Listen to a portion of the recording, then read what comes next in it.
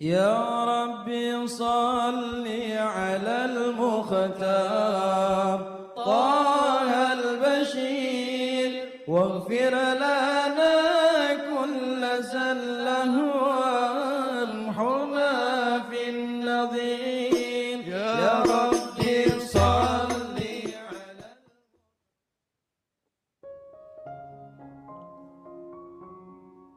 Bismillahirrahmanirrahim. Alhamdulillahirabbil alamin. Allahumma salli wa sallim ala sayyidina Muhammadin wa ala ali sayyidina Muhammadin miftahi babi rahmatillah adada ma fi ilmillah salatan wa salaman daimaini bidawami mulkillah. Assalamualaikum warahmatullahi wabarakatuh. Sahabat online yang dirahmati Allah, alhamdulillah kita bisa berjumpa kembali. Mudah-mudahan kita senantiasa diberikan kesehatan, umur panjang fi taatillah, juga senantiasa mendapatkan taufik dan hidayah dari Allah Subhanahu wa taala.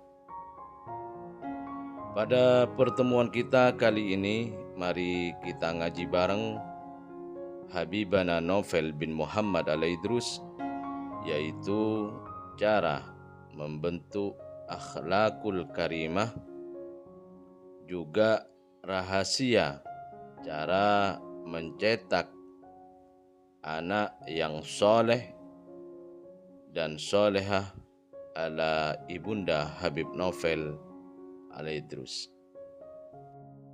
Bu, saya mau nanya boleh? Ibu pilih mana? Punya suami ganteng seperti Pak Haris?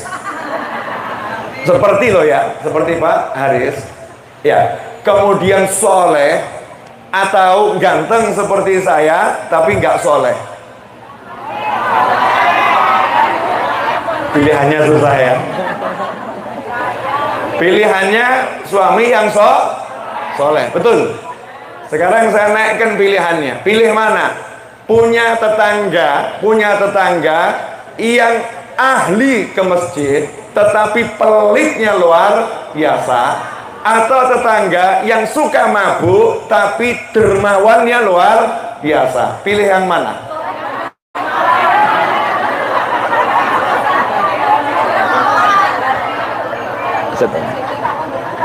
Ini nih.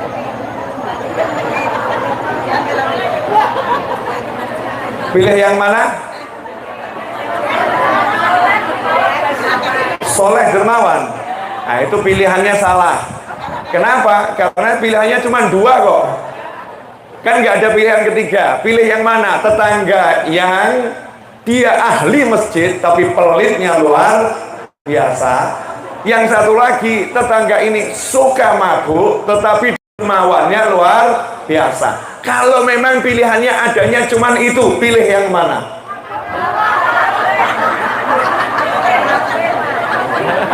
Kalau jenengan jujur, ya saya kupas lagi boleh.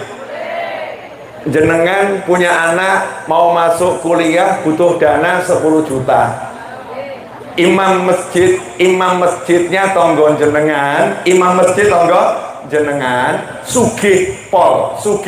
Ini cuma contoh misal ya. Tapi pelitnya luar biasa. Jenengan cerita, anak saya mau masuk kuliah butuh dana 10 juta. Imam masjid ini cuma ngomong, mugi-mugi lancar. Sementara tetangga jenengan yang pemabuk denger obrolan jenengan sama imam masjid, gak banyak ngomong, nyuruh orang ngasih uang 20 juta. Ini 10 juta untuk bayar keperluan dasar, sisanya terserah dipakai apa. Pilih mana? Imam masjid pelit atau pemabuk yang lomo?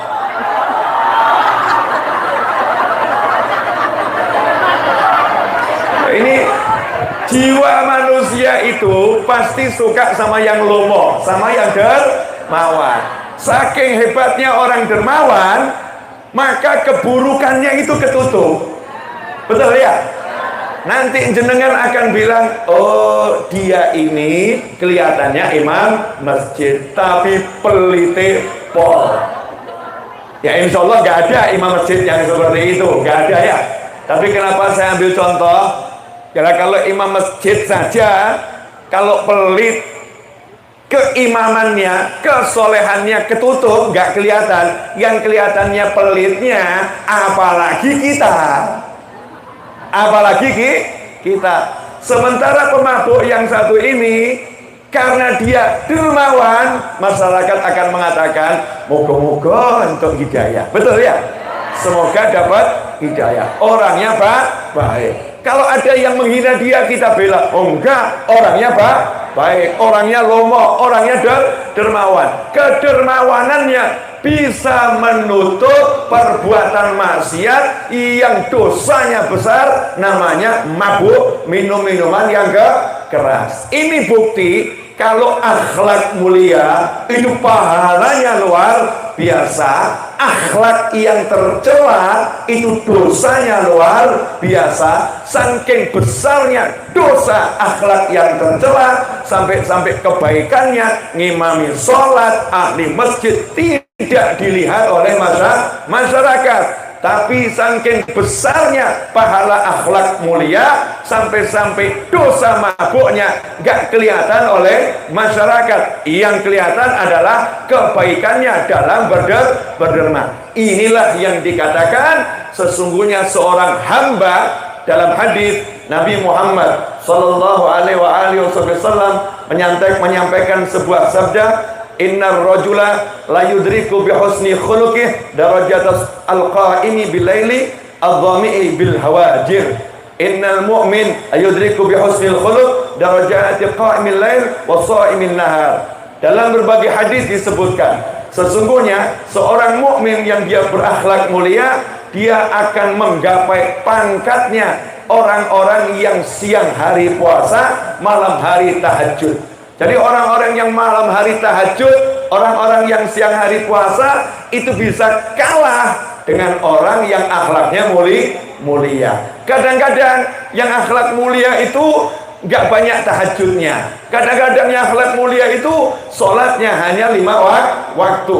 Kadang-kadang yang akhlak mulia itu orangnya nggak puasa Senin Kemis, nggak Daud dan lain sebagainya, hanya puasa Ramadan. Tapi akhlaknya mulia, mengalahkan orang-orang yang ahli tahajud dan mengalahkan orang-orang yang ahli puasa Senin Kemis, puasa Daud dan semacamnya. Kenapa? Karena akhlak mulia adalah amalan hati. Lanjut, saya belum ceramah loh ya. Gaspol. Ya tadi nerocos terus gitu ya. Gaspol. Nah sekarang begini, Bu, gimana caranya punya akhlak mulia? Ya, gimana caranya punya akhlak mulia? Wa innaka la'ala khuluqin azim. Dan sesungguhnya engkau, wahai Nabi Muhammad SAW, berada di atas segala budi pekerti yang agung. Semua budi pekerti Nabi SAW agung, akhlaknya agung, tapi Rasul di atas itu. Terus naik, nggak bisa disusul, nggak bisa disamai oleh siapapun. Makanya tidak disebut Rasulullah berakhlak mulia, tapi Rasulullah berakhlak agung, di atasnya mulia. Saking hebatnya budi pekerti Nabi Muhammad Sallallahu Alaihi Wasallam. Nah, salah satu contoh orang yang akhlaknya nggak baik, ya salah satu contoh orang yang akhlaknya nggak baik adalah orang yang tidak mau memaafkan orang lain yang sudah minta maaf. Nah, ini ngeri. Dalam hadis disebutkan, kalau ada seorang mukmin mendatangi saudaranya, meminta maaf dan menjelaskan uzurnya, mohon maaf, saya ini begini karena begini, dijelaskan, baik-baik dijelaskan. Kemudian permohonan maafnya ditolak, maka orang yang menolak permohonan maaf seorang mukmin tadi diancam oleh Nabi Muhammad SAW, kelak dia tidak akan bisa sampai ke telagaku. Ngeri atau enggak ngeri? Ngeri ya. Satu akhlak yang tercela bisa membuat kita dijauhkan dari Nabi Muhammad. Gimana caranya punya akhlak mulia? Ini yang akan saya jelaskan dalam waktu 3 menit. Insya Allah 3 menit selesai. Bu, mohon maaf ya Bu, Ibu suka mengecilkan masalah atau membesarkan masalah?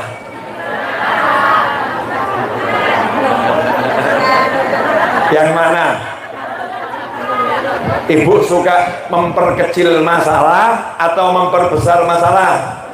Contoh, anak ibu kepleset, cuman berat titik, berat sedikit. Ibu telepon suami, ceritanya bagaimana?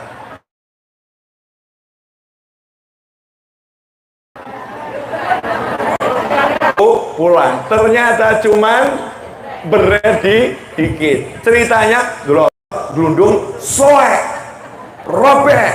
Pertanyaan saya, ada oknum ibu-ibu model begini? Oknum ya, oknum. Ada oknum ibu-ibu model begini? Ada. Nah ini oknum ini akhlaknya hancur sudah. Orang yang berakhlak mulia, contohnya adalah seorang sahabiyah radhiyallahu taala anha. Suaminya berangkat kerja dalam keadaan berpuasa, anaknya ditinggal dalam keadaan sakit. Saat suaminya berangkat kerja dalam keadaan berpuasa, anaknya diambil oleh Allah Subhanahu wa taala. Anaknya meninggal dunia. Suami ini pulang, kemudian nanya sama istri, "Bagaimana kondisi anak kita?" Istrinya paham, suaminya belum berbuka. Istrinya dandan menyambut suaminya karena suaminya berjuang cari nafkah di jalan Allah Subhanahu wa taala. Maka begitu melihat suaminya datang, disiapkan menu berbuka puasa, nanya anaknya bagaimana, anaknya udah diselimuti dan mengatakan, "Anakmu dalam kondisi yang jauh lebih baik. Dah, gak usah pikirin anakmu, yuk makan." Saya mau nanya, sanggup begitu? Bentar, beda jauh. Loh, inilah orang yang punya akhlak yang luar biasa. Nah, gimana caranya punya akhlak seperti ini? Karena akhlak ini buah, akhlak ini hasil. Kalau sekarang kita belum, nggak jadi masalah, tapi harus punya target. Saya harus bisa jadi seperti itu. Saya harus mencapai derajat akhlak yang mulia. Caranya bagaimana? Alhamdulillah, ada jalan pintas. Ibu-ibu kan suka yang pintas-pintas ya. Yang jalan cepat ada. Karena jalan pintas ini indah sekali berdasarkan hadis Nabi Muhammad SAW. Dalam suatu sabdanya Nabi bersabda, "Inna aqrabakum ilayya minni manzilatan yaumal qiyamah aktsarukum alayya salatan," atau kama qala sallallahu alaihi wasallam. Sesungguhnya di antara kalian semua yang paling dekat dengan aku di hari kiamat adalah yang paling banyak bersolawat kepadaku. Jadi ada dua hadis. Hadis yang pertama tadi, yang paling dekat, yang paling berakhlak mulia. Hadis yang kedua, yang paling dekat, yang paling banyak sholawat. Ulama kemudian menggabungkan di antaranya al-hadis Umar bin Muhammad bin Salim bin Hafid dalam pengajian yang beliau sampaikan beberapa hari yang lalu. Beliau mengatakan berdasarkan dua hadis ini, siapa yang banyak sholawat, maka sholawatnya akan menjadikan akhlaknya mulia. Siapa yang banyak sholawat, maka sholawatnya akan menjadikan akhlaknya mulia. Pertanyaan, pengen enggak kita punya suami berakhlak mulia? Pengen enggak kita jadi istri berakhlak mulia? Pengen enggak kita punya anak-anak berakhlak mulia? Pengen enggak kita punya ART berakhlak mulia? Pengen enggak kita punya karyawan berakhlak mulia? Caranya mudah, ajak semua sholawat. Ajak semua menyampaikan, mengutarakan, menyuarakan, ya, menyebarluaskan sholawat pada Nabi Muhammad Sallallahu Alaihi Wasallam. Kalau suami duduk sama istri, yang dibahas, udah sholawat pagi belum? 10 kali belum? Ayo baca sholawat 10 kali. Nanti mau duduk ditanya, tadi duduk udah baca sholawat belum? Ayo duduk baca sholawat, walaupun cuma satu kali. Karena disebutkan dalam sebuah hadis, siapa yang duduk di suatu tempat, dimanapun tempatnya, kemudian dia berdiri meninggalkan tempat duduknya tanpa berzikir pada Allah dan tidak, bau tubuhnya lebih busuk daripada bangkai. Batang tikus itu udah nggak enak, batangnya kuda lebih nggak enak lagi, bangkainya manusia itu aroma busuk kalau tidak segera kebumikan. Orang yang nggak mau sholawat ketika duduk, kata Nabi Muhammad SAW, aromanya lebih busuk dari bangkai apapun. Makanya orang-orang soleh kalau ketemu dengan orang-orang yang nggak sholawat, duduknya nggak sholawat, hatinya terganggu. Dan orang-orang yang kalau duduk bangun nggak sholawat, hatinya nggak akan mendapatkan ketenangan. Kenapa? Ala bidzikrillah tatmainnul qulub. Hanya dengan berzikir kepada Allah, jiwa menjadi tenang. Nah, sholawat ini adalah zikir khusus yang diperintahkan dibaca ketika duduk. Sebelum bangun, sholawatnya harus sudah dibaca. Lah kalau aroma ruhnya harum, maka orangnya jadi bersemangat. Ya, orangnya menjadi segar. Orangnya menjadi tampak tidak lelah, enggak mudah lelah. Kenapa? Karena ruhnya beraroma wangi, ruhnya harum. Imam Syafi'i berkata, man taba rihu zada akluh. Siapa yang aromanya harum, akarnya akan tambah cemerlang. Ibu-ibu siap untuk nanya sama suaminya, Pak, udah sholawat belum pagi ini? Siap? Yakin? Ya, setelkan dulu pengajian ini bersama suaminya. Kalau sudah, Pak, nanti kalau duduk saling mengingatkan ya Pak, ayo sholawat. Walaupun sekali.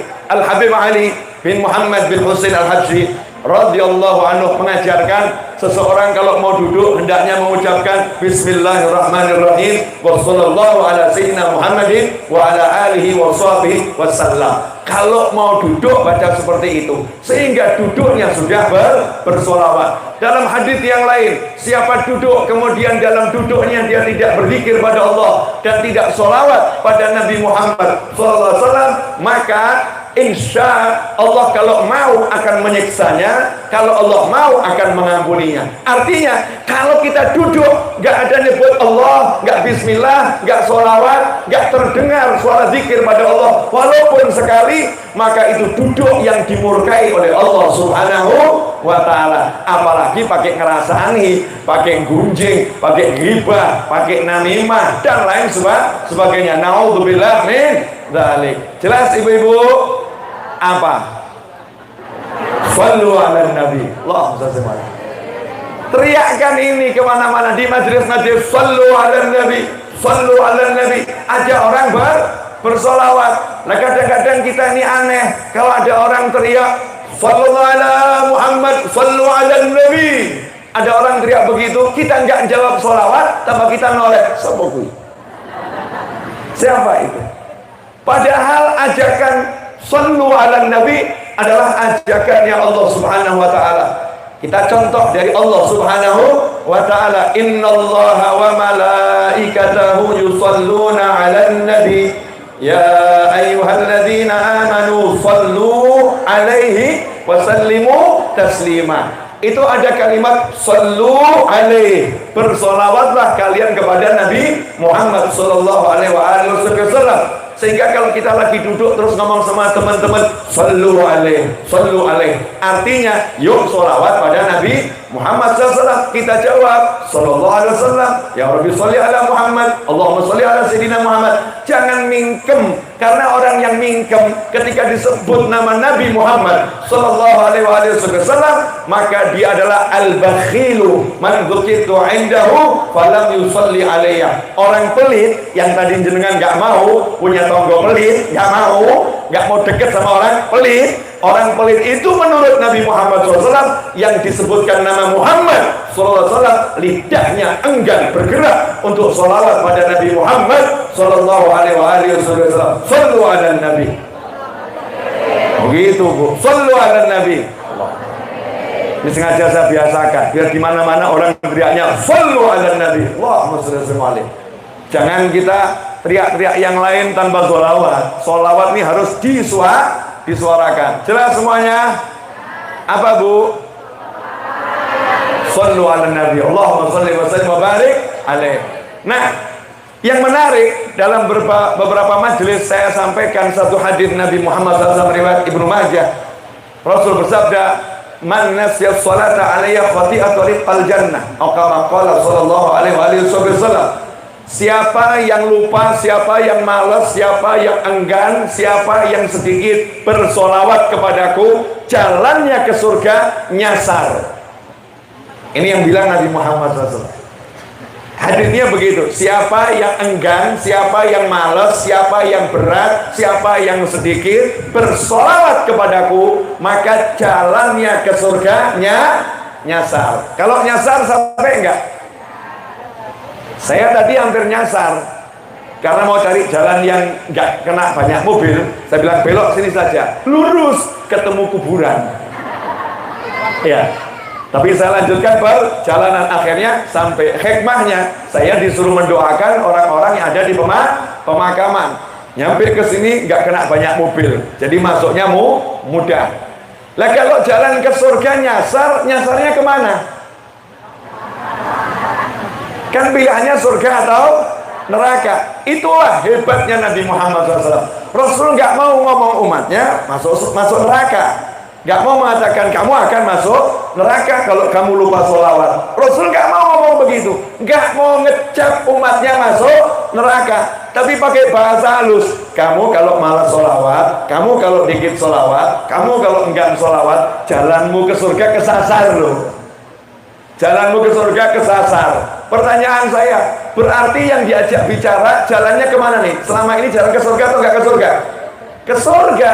Dia sudah jalan ke surga, makanya Rasul mengatakan jalannya ke surga nyasar. Berarti jalan ke surga atau enggak ke surga? Ke surga. Orangnya ahli sholat, orangnya ahli zikir, orangnya ahli sodako, orangnya ahli berbuat baik, orangnya ahli tahajud, orangnya ahli puasa. Ini semua amal soleh yang mengantarkan dia ke surga. Tapi kalau dia sedikit sholawat, enggan sholawat, males sholawat, berat sholawat, maka dia tidak akan pernah sampai ke surga. Nyasar. Ngeri atau enggak ngeri? Ngeri. Makanya dimanapun para ulama pasti akan mengajak umat untuk banyak bersolawat pada Nabi Muhammad SAW.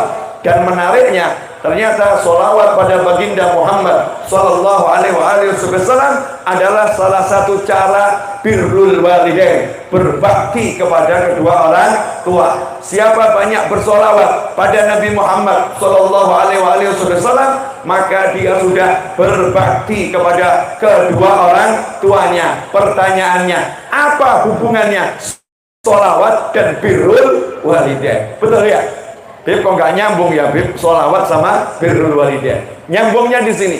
Dalam sebuah hadis Nabi bersabda sallallahu alaihi wasallam, jika ada satu umatku bersolawat, sesungguhnya Allah udah nyiapkan malaikat khusus, yang malaikat tadi akan mendatangiku dan menyampaikan, ya Rasulullah, fulan putranya fulan bersolawat kepadamu. Kemudian Rasul pun SAW menjawab, untuknya juga solawat dan salamku. Jadi nama orang tuanya dilaporkan kepada Nabi Muhammad SAW. Anaknya Mbak Mo solawat, anaknya Pak Badrun solawat. Ini nanti malaikatnya ngomong nih, anaknya Pak Novel solawat. Laporan masuk kepada Nabi Muhammad SAW. Nama orang tuanya dilaporkan terus, sehingga Rasulullah senang.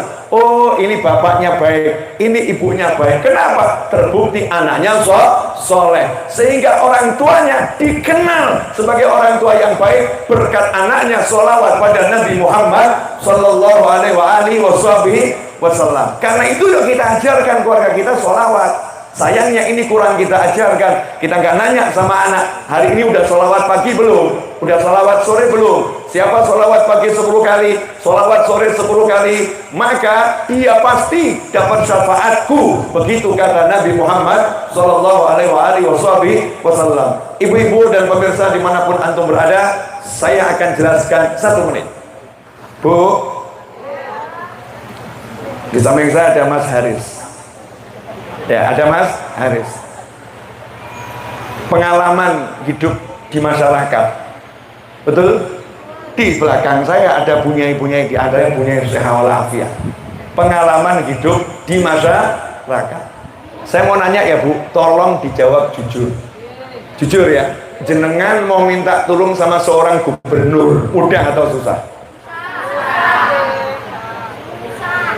Susah karena gubernur bukan milik jenengan, betul? Ya, milik masyarakat satu provinsi. Maka ada aturan yang harus dipenuhi. Jenengan harus datang ke kantor gubernur, benar? Kemudian mengikuti protokol yang berlaku dan seterusnya. Nanti dibuatkan janji, syukur-syukur dapat janji dan ditolong, syukur. Betul begitu? Kalau dinaikkan lagi, jenengan mau minta tolong sama seorang presiden, dimanapun presidennya dan siapapun presidennya, lebih mudah atau lebih susah?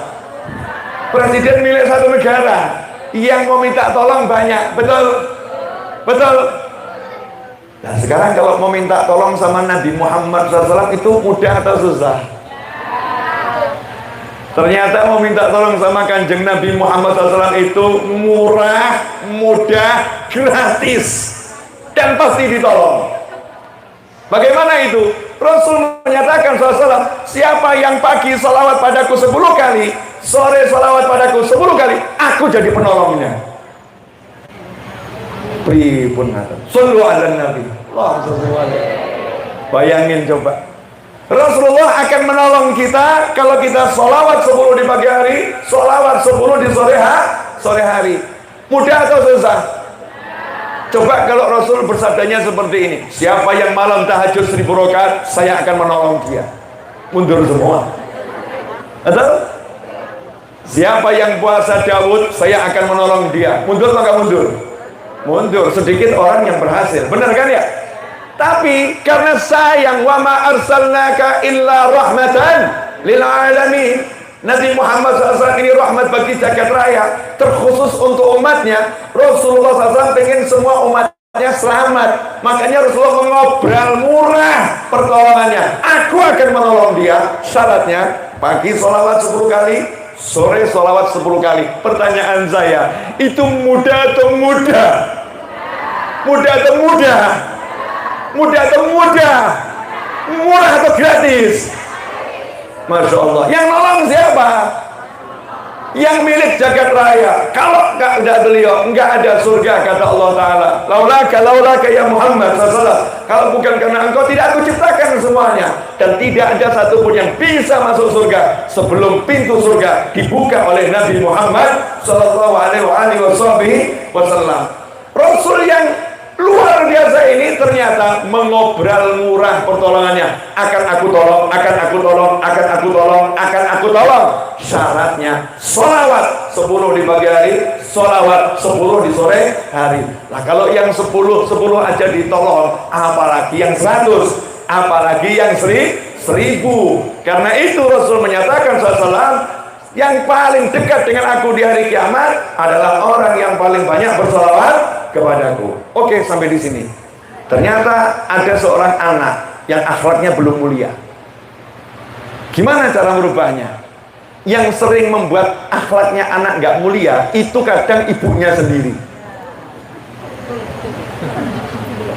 Bapak enggak, aman. Bapak enggak ketemu soalnya keluyuran terus kan ya. Tapi ibunya ini yang sering kali membuat akhlaknya anak nggak mulia. Kenapa? Karena ibunya marah dari hatinya, pegel, sebel, jengkel sama anak. Bocah kok kayak ini, anak kok seperti ini. Begitu orang tua sebel, maka berlakulah sabda Nabi Muhammad SAW, wa sukhtullah fi sukhtil walidain. Marahnya Allah kepada anak bergantung marahnya pada kedua orang tua. Kalau orang tuanya marah, saat itu Allah marah sama anak tersebut. Sehingga meskipun diruqyah model apapun, ya dibacakan wirid model apapun, dinasehati model apapun, gak akan bisa masuk ke dalam hatinya. Karena hatinya terhijab, diblokir oleh Allah Subhanahu wa Ta'ala karena amarahnya orang tua. Maka kalau kita pengen anak kita genah, nomor 1 syaratnya, jangan pernah dari hati marah kepada anak. Jangan pernah mengucap yang jelek kepada anak. Ucapkan yang baik-baik. Ajak anak sholawat. Selesai. Ajak sholawat. Ayo nak, dah pegang tasbih. Yuk baca sholawat sama bapak sama ibu bareng-bareng gitu. Itu nanti kalau berjalan terus tiap hari, janji Rasul pasti terlaksana. yang paling dekat, yang paling banyak sholawat, yang paling dekat, yang paling akhlak mulia. Berarti yang banyak sholawat akhlaknya akan mulia. Dengan sendirinya dirubah oleh Allah Subhanahu wa Ta'ala. Anaknya yang tadinya nggak mau ngaji, nanti tiba-tiba minta ngaji. Anaknya yang malas ke masjid, tiba-tiba minta ke masjid. Anaknya yang nggak pernah mau dengarkan pengajian, tiba-tiba mau dengarkan pengajian. Anaknya yang berat cium tangan, tiba-tiba cium tangan dan cium ke kening. Akan dirubah oleh Allah Subhanahu wa Ta'ala. Suami sama bu, kalau ibu pengen suami ibu genah dan suami pengen istrinya genah, cek sholawat kita kepada Nabi Muhammad SAW dan cek sholawatnya suami pas yang hidup pada Nabi Muhammad SAW. Kondisikan agar satu keluarga banyak sholawat. Dan inilah perannya Jamuri. Ya, perannya Jamuri. Ngajak bukan cuma satu keluarga, satu kampung untuk bareng-bareng bersolawat. Kalau udah semua diajak solawat, maka rahmat pasti datang dan syafaat didapatkan sehingga selamat dunia, selamat akhirat. Alhamdulillah. Jelas semuanya? Saya kelihatan semangat deh. Padahal ya nyopir tadi Bandung Solo. Iya, padahal tadi malam saya ceramah ya sampai jam 12 ya. Jam 12 malam, 2 jam 11 menit saya ceramah. La haula wala quwata illa billah, masyaallah. Ya, kemudian nyampe di rumah saya nggak duduk. Saya ngecek bangunan, ngatur pembangunan seperti apa. Setelah itu jalan ke sini. Nanti malam saya harus ngajar Zoom. Besok saya pagi-pagi harus sudah ngurusi persiapan pengajian hari Jumat. Besoknya lagi, insya Allah terus bergerak. Kenapa saya semangat? Karena saya pengen nanti Rasulullah SAW itu ketemu saya mesem dan manggil putuku Renio ya. Cucu sini gitu, cucu yang dibanggakan. Saya nggak mau jadi cucu yang naudzubillah min dzalik, cucu yang membuat sedih seorang kakek. Dan saya pengen almarhum ayah saya di alam kubur sana bahagia. Saya pengen ibu saya semoga panjang umur, biqaatilah saya walafiat, senang nyawang anaknya, lihat anaknya senang. Dan terakhir ibu-ibu nanti bisa konfirmasi langsung tabayun ke ibu saya. Ini amalan ibu saya sewaktu saya bayi. Jadi kalau pengen punya anak yang lebih hebat dari Habib Novel, pengen punya anak yang jauh lebih baik dari Habib Novel, kalau pengen punya anak yang ahli Al-Quran, ahli sholawat, berakhlak mulia, resep ibu saya ini amalkan. Kalau punya anak kecil ya, cucu atau bayi, amalkan.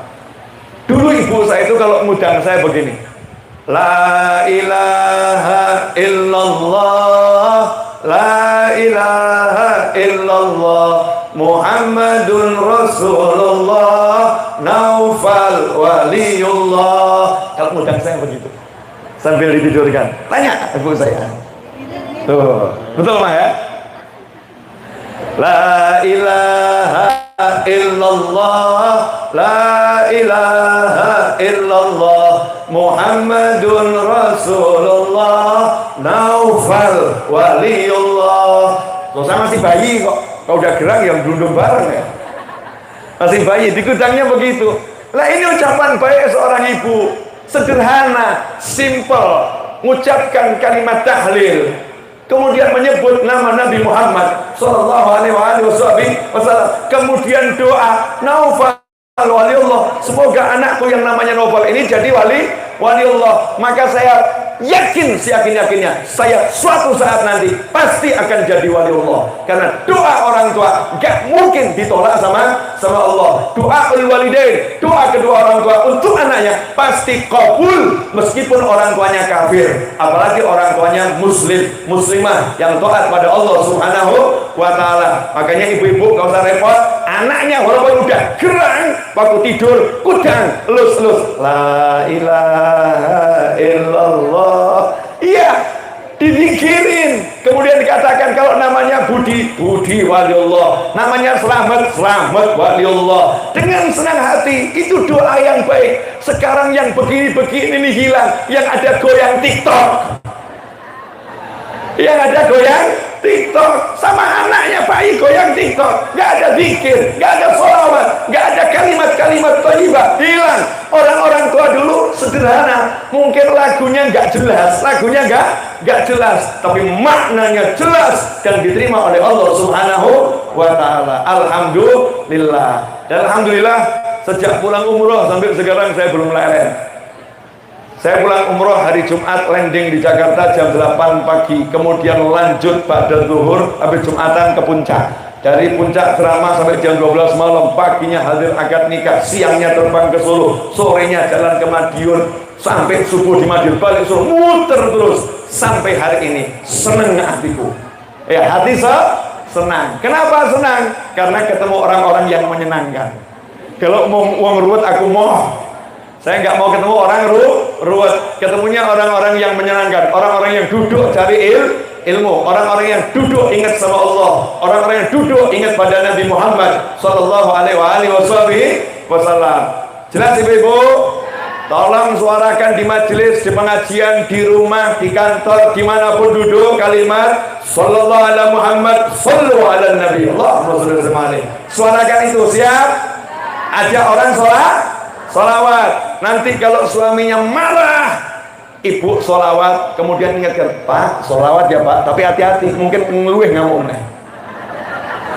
Ya mungkin lebih marah lah lagi kalau suaminya nggak pernah ikut pengajian. Kalau udah pernah ikut pengajian, paham Sallallahu Alaihi Muhammad, mau nggak mau dia akan jawab Allahumma shalli wa sallim alaihi. Mau marah lagi Sallallahu Alaihi Muhammad, mau nggak mau dia sholawat lah lagi. Akhirnya sakar bubuk kan begitu, selesai. Nggak ada kalimat jelek yang keluar, insya Allah yang keluar yang baik. Jazakumullah khairan wal minkum. Semoga yang dapat door prize bahagia, karena yang ngasih juga bahagia. Mudah-mudahan semuanya selamat dunia selamat akhirat.